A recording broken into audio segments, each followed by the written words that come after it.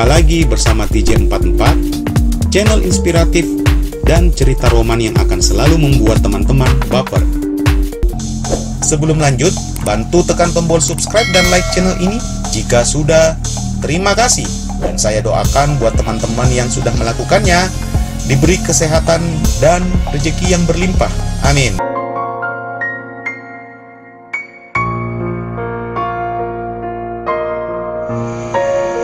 Teruntuk kamu, hidup dan matiku, aku tak tahu lagi harus dengan kata apa aku menuliskannya.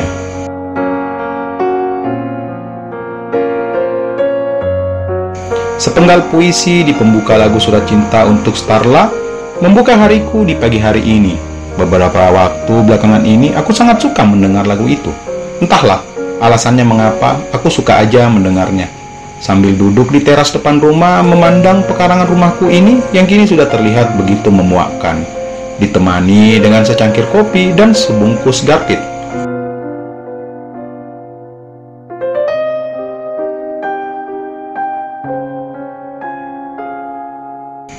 Pikiranku mulai melayang kemana-mana. Tanyakanlah kepadaku, kawan, bagaimana kabarku sekarang ini? Maka akan kujawab, berantakan, semuanya hancur, keluargaku, cinta sejatiku.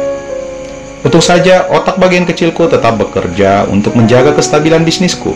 Karena aku memang tipe orang yang dapat membedakan mana urusan pribadi, mana urusan profesional. Semua pembantu di rumah ini kuliburkan sudah 2 bulan lamanya. Aku nggak butuh pembantu, aku nggak butuh siapa-siapa. Yang aku butuhkan hanya ingin menyendiri saja. Sampai kapan, aku pun tak akan menjawab pertanyaan itu. Ingatanku kembali di kejadian pertengahan Januari 2019. Kejadian yang membuatku tak akan mampu melupakannya.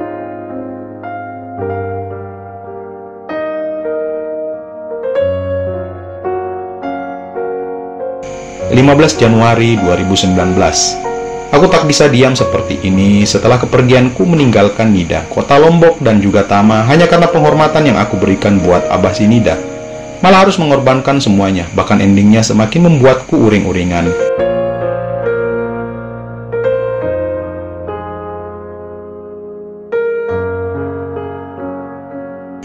Ini akan menjadi masalah besar nantinya, yang juga efeknya bukan hanya kepada diriku sendiri, melainkan semua orang yang berada di sekitarku. Ponsel Nida juga sudah tak pernah aktif, makin menambah kegalauanku selama ini. Peduli dengan janjiku kepada abahnya. Peduli orang mau bilang aku laki-laki, yang aku tahu aku harus menemuinya. Aku harus menjelaskan mengapa aku pergi darinya tanpa bilang-bilang kepadanya. Mengapa aku malah menggantung kisah kita ini hanya karena sebuah kejadian abahnya berlutut dan memohon kepadaku. Maka setelah aku berpamitan kepada Marni, aku segera menyiapkan tiket untuk keberangkatanku hari ini ke Lombok. Satu kejadian yang baru kusadari nantinya mengapa Marni nggak pernah menahan atau setidaknya bertanya kepadaku mengenai pekerjaanku ini.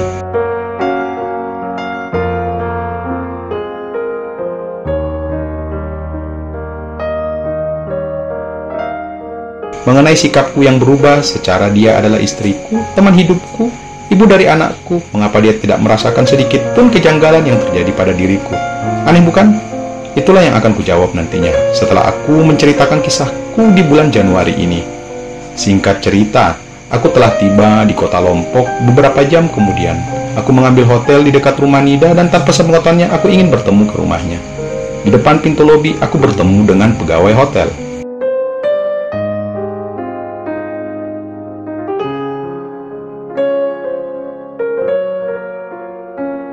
Mas, apa mas tahu mobil yang bisa dirental sekaligus hitungannya harian? Tanyaku karena aku bingung mau naik apa ke rumah Nida. Kalau mau naik taksi pun harus berpindah dari satu taksi ke taksi lainnya. Pokoknya nggak simpel. Jadi aku memutuskan untuk membooking rental mobil harian beserta supirnya saja.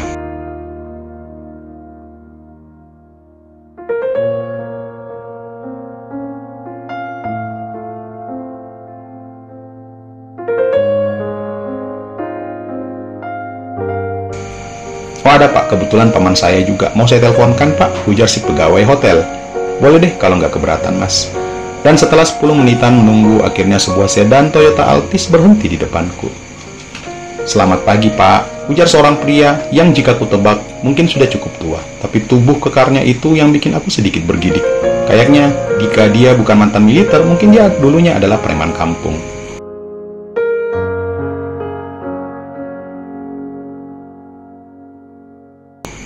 Pagi Pak, balasku.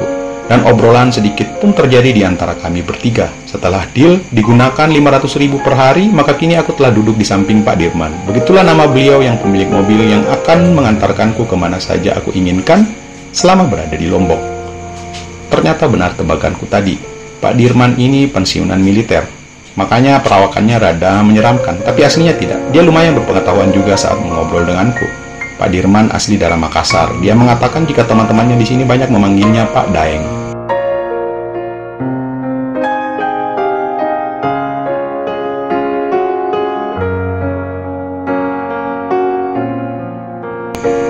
Makanya aku pun akhirnya ikut memanggilnya Pak Daeng. Dan dari Pak Daeng inilah aku pun nantinya mengenal pengusaha teman Pak Daeng ini yang kebetulan punya bisnis properti di kota ini bernama Pak Al Pratama, yang akrab disapa Al. Oke, kita skip saja perkenalan dan prosesku di antara Pak Daeng menuju ke rumah Nida. Begitu tiba di depan lorong rumah Nida, aku menyuruh Pak Daeng menunggu, sekalian memberikannya uang DP 250.000 untuk dia buat jajan selama menungguku. Sisanya akan kuberikan nanti karena kebetulan aku belum mengambil dana di ATM lagi.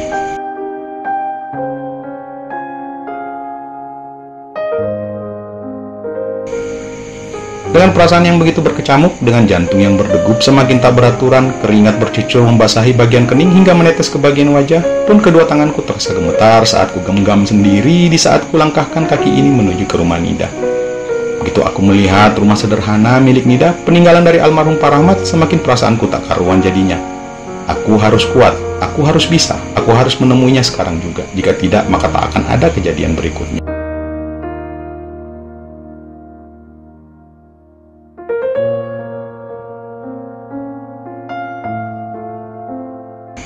Bismillah, aku pasti bisa. Gumamku sendiri mencoba menguatkan hatiku. Sesaat sebelum akhirnya aku melanjutkan langkah menuju ke rumah tersebut.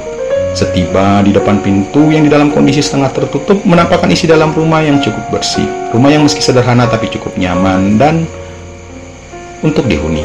Aku menarik nafas sedalam mungkin, menghembuskannya perlahan-lahan, kemudian aku gerakkan lengan kanan untuk mengetuk pintu rumah.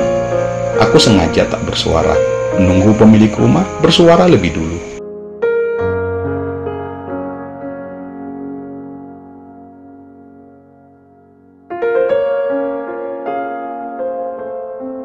Ya, siapa? Tunggu sebentar.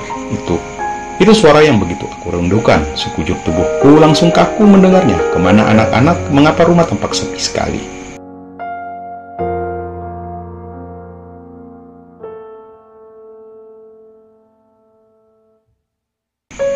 Menunggu kata sebentar itu darinya seperti menunggu berbulan-bulan lamanya.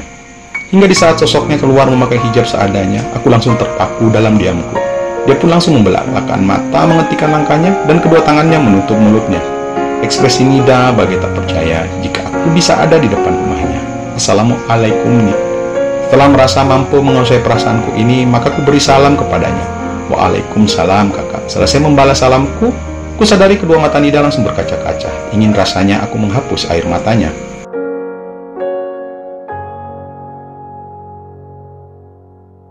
Ingin rasanya aku memeluknya, meminta maaf kepadanya atas kenaifanku yang telah membuatnya sakit hati dan bersedih.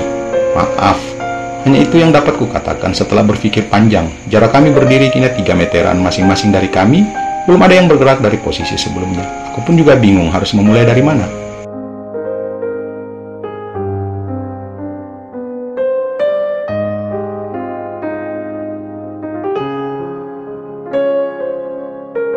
Hingga astagfirullah sampai lupa mempersilahkan masuk. Dia langsung sadar dan berkata seperti itu. Aku lalu tersenyum. Masuk kak? Ya Nid. Aku pun berjalan masuk dan memilih duduk di sofa kecil di ruang tamunya. Dari ruang tamunya aku dapat melihat semua isi dalam rumah kecuali kamar. Jumlah kamar 2 di depan dan di sudut kanan belakang sana. Dapur hanya dibatasi dengan dinding setengah yang menjolor ke depan.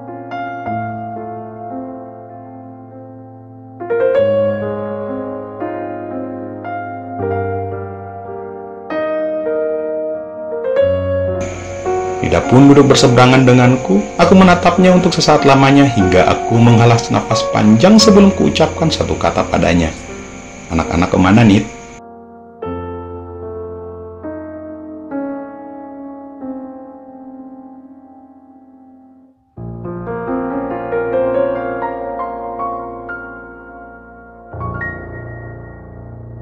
Nida pun tersadar dari lamunannya.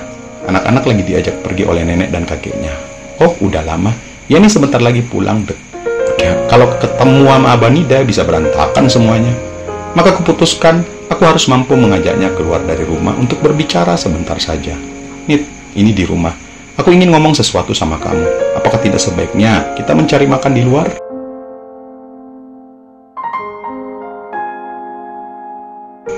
Harus ya kak, bukan sebuah keharusan ya.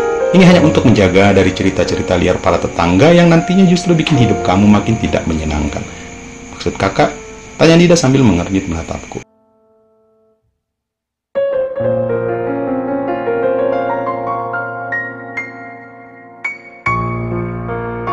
Maksudku, kalau aku bertamu di rumah berlama-lama di sini, maka tetangga yang akan melihatnya akan mulai berpikir yang tidak-tidak.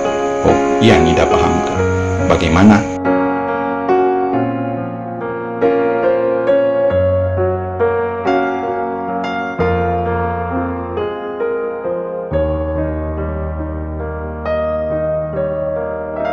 Boleh, kalau begitu Nina hubungi Abah dulu, mau izin pamit sebentar, ujarnya. Aku pun mengangguk mengiyakan. Setelah itu aku keluar, tak ingin mengganggunya. Tak butuh lama waktu bagi Nida untuk berganti pakaian dan kini sudah berjalan keluar dari rumah. Aku menatapnya tak berkedip beberapa saat lamanya, hingga sosoknya sudah berdiri sangat dekat denganku. Cantik. Ujarku sangat pelan, tak sadar karena terpesona dengan aura wanitaku ini. Percayalah, banyak perempuan cantik di luar sana. Bahkan secara fisik banyaknya yang lebih daripada Nida. Namun ada satu hal yang beda dari Nida dan tak akan pernah Anda dapatkan dari wanita lain di luar sana, yaitu senyum dan sorot matanya yang penuh keteduhan. Begitu aku menatapnya lama, maka aku merasa teduh. Kekhawatiran, kepedihan, dan kegelisahan yang kian datang menghampiriku sinar seketika. Begitu menatap kedua bola mata bersinar penuh keindahan milik wanitaku. Begitu mendengarku, dia cuma senyum tipis, kepalanya sedikit menunduk. Kak, iya nih, maaf, aku tak sengaja menatapmu berlama-lama, balasku. Karena aku yakin dia tak ingin terlalu lama berdiri di depan rumah seperti ini.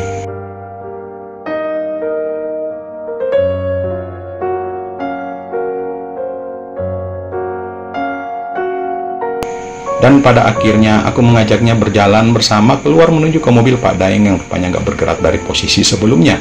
Aku sengaja duduk di depan, sedangkan Nida duduk di belakang. Sepanjang jalan tak ada kata terucap di antara aku dan Nida.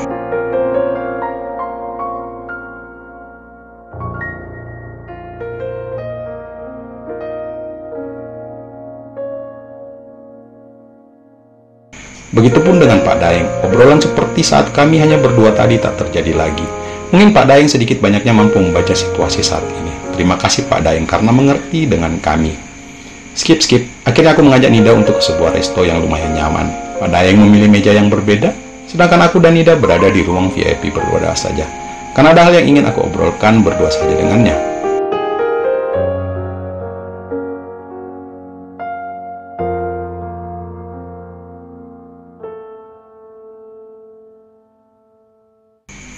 Dan kebetulan di ruang VIP ini tertutup, pelayan akan masuk begitu kami panggil pun atau mau mengantarkan makanan mereka akan mengetuk terlebih dahulu. Kami cuma memesan minum saja untuk sementara waktu dan mengatakan kepada pelayan akan memesan makanan sebentar lagi.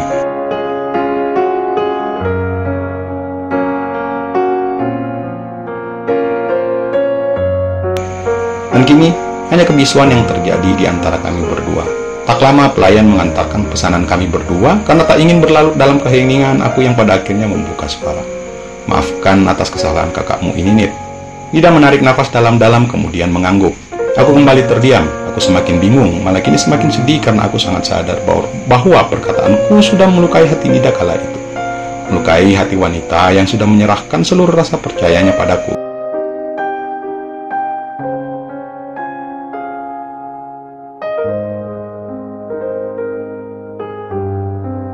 Semakin tertunduk, benar-benar gak siap pada pembicaraan dengan topik seperti ini. Aku semakin bingung memilih kata-kata karena aku takut semakin melukai hatinya. Kepalaku mulai berdenyut, sakit sebelah karena rasa frustasi tak mampu memberikan sebuah kalimat yang terbaik yang tidak harus melukai hatinya. Setelah hampir sebulan lamanya, kakak masih juga belum bisa jujur ke Nida.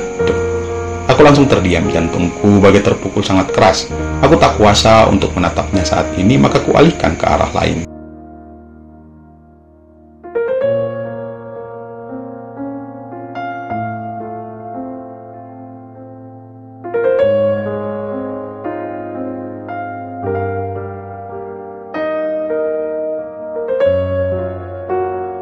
Maafkan kakak nih, ujarku sangat pelan. Aku merasa sangat tidak pantas untuk dekat denganmu. Aku akui aku memang sangat mencintai kamu, tapi aku bukan orang yang baik yang selama ini kamu pikirkan. Bukan itu jawaban yang Nida inginkan, Kak. Ujarnya menyela dengan pelan menatapku dengan ekspresi yang begitu tenang.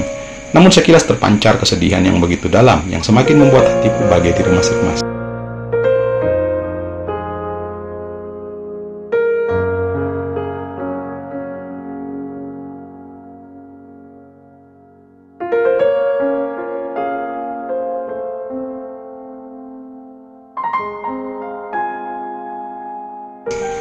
Itulah jawabannya, Nid. Semakin aku mencintaimu, maka semakin aku ingin memilikimu. Makanya kakak malam itu ingin mengakhiri semuanya, mengakhiri kisah kita berdua. Dan Nida seharusnya bisa dapat pria yang jauh lebih baik dari kakak. Kataku semakin pelan. Nida bisa menemukan pria lain yang jauh lebih baik dan lebih taat pada agama daripada aku, seorang Ivan, pria yang sangat amat ini. Tiba-tiba Nida beranjak dari duduknya, kemudian berlutut di hadapanku yang masih duduk di kursi.